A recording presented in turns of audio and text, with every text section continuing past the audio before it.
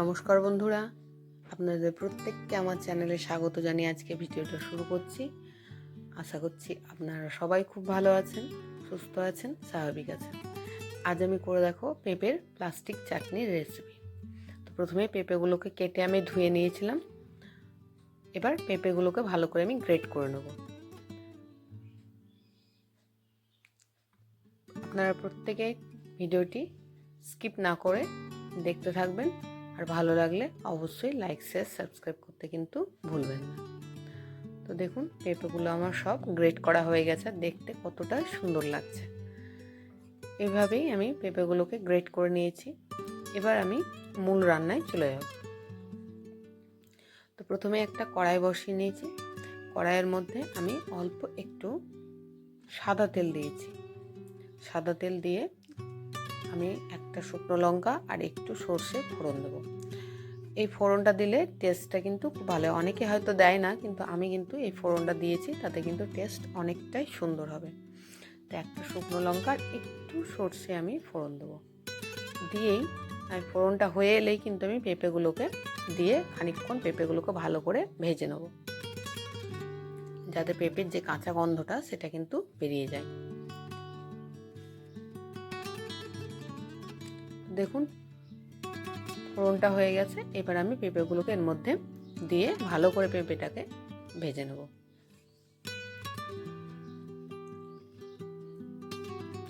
তো এই ভাজা প্রসেসটা বেশিক্ষণ না, 2-3 মিনিট মতন ভেজে নিলেই হবে। পেঁপেগুলো জাস্ট কাঁচা গন্ধটা বেরিয়ে গেলেই হয়ে যাবে। তো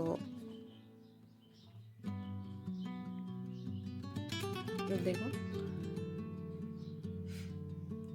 এইভাবেই নাড়তে থাকতে হবে যতক্ষণ পর্যন্ত না কাঁচা গন্ধটা বেরিয়ে যাচ্ছে। এবার আমি অল্প সামান্য, ভাজাটা হয়ে গেলে অল্প সামান্য একটু লবণ দিয়ে দেবো, যাতে লবণটা ভালোভাবে এর মধ্যে ঢুকে যায়। লবণটা দিয়েও আবারও কিছুক্ষণ আমি এটাকে নাড়িয়ে নেব। এবার লবণটা দিয়েও মোটামুটি আমি 2-3 মিনিট মতন নাড়িয়ে নিয়েছিলাম। এবার এর মধ্যে একটু সামান্য আমি জল অ্যাড করে এটাকে আমি একটু ঢাকা চাপা দিয়ে 2-3-4 মিনিট মতন রেখে দেবো।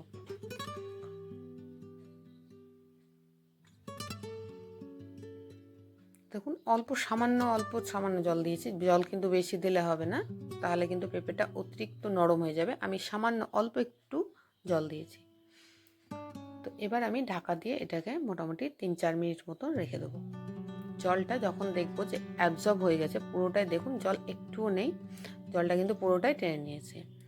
এবার কিন্তু আমি এর মধ্যে এবার চিনিটা অ্যাড করবো, এবং চিনিটা কিন্তু একটু বেশি পরিমাণেই দিতে হবে, তবেই কিন্তু চাটনিটা খেতে সুন্দর লাগবে। তো এবার আমি মোটামুটি এখানে 6-7 চামচ মতন চিনি আমি এখানে অ্যাড করেছি। আপনারা যেভাবে যতটা পরিমাণ পেঁপে নেবেন সেই পরিমাণ মতন কিন্তু চিনিটা দেবেন। আমার পেঁপের টুকরো দেখলেন 2টো টুকরো ছিল, সেই জন্য আমি এতটা চিনি দিয়েছি। এবার বেশি পরিমাণ পেঁপে হলে বেশি পরিমাণ কিন্তু চিনি দিতে হবে। এবার চিনিটা দিয়েও কিন্তু আবারও আমি ঢাকা দিয়ে মোটামুটি আরও 3-4 মিনিট মতন এটাকে রেখে দেবো, যাতে চিনিটা ভালো করে এর মধ্যে ঢুকে যায়। আর এর মধ্যে আমি কিছু সামান্য খেজুর এর মধ্যে অ্যাড করে দিলাম। এটা দিলে কিন্তু খেতে কিন্তু খুব দেখতেও সুন্দর লাগবে, আর খেতেও কিন্তু খুব ভালো লাগে। তো দিয়ে এবার আমি, অনেকে কিশমিশ কাজুও দেয় এর মধ্যে, বাট আমি সেগুলো ইউজ করিনি, আমি খেজুর দিয়েছি। দিয়ে ঢাকা চাপা দিয়ে আবারও আমি 3-4 মিনিট মতন রেখে দেবো। তো দেখুন 3-4 মিনিট হয়ে গেছে। এবার দেখুন একদম পুরোপুরি কিন্তু চিনিগুলো সুন্দরভাবে এর মধ্যে ঢুকে গেছে, আর দেখতে দেখুন কতটা সুন্দর লাগছে, আর খেতেও ততটাই সুন্দর হয়। এত টেস্টি হয় খেতে, এটা খুব ভালো লাগে। এবার নামাবার আগে আমি অল্প একটু লেবুর রস এর মধ্যে দিয়ে দিলাম। এতে কিন্তু স্বাদ এবং গন্ধ দুটোই খুব সুন্দর লাগবে খেতে। লেবুর রসটা কিন্তু আপনারা অবশ্যই কিন্তু মিস করবেন না। এটা না দিলে কিন্তু একদমই পেঁপের চাটনিটা ভালো লাগবে না খেতে। তো দেখুন আমার পেঁপের প্লাস্টিক চাটনি একদম রেডি।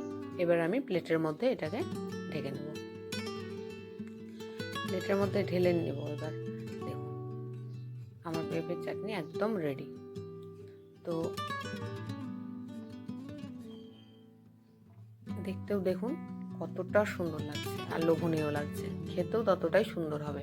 এইভাবে একবার করে দেখবেন, দেখবেন খেতেও খুব সুন্দর লাগে। তো কেমন লাগলো ভিডিওটা বন্ধুরা অবশ্যই জানাবেন। ভালো লাগলে লাইক শেয়ার সাবস্ক্রাইব করতে কিন্তু একদমই ভুলবেন না। ভালো থাকবেন, সুস্থ থাকবেন, টাটা।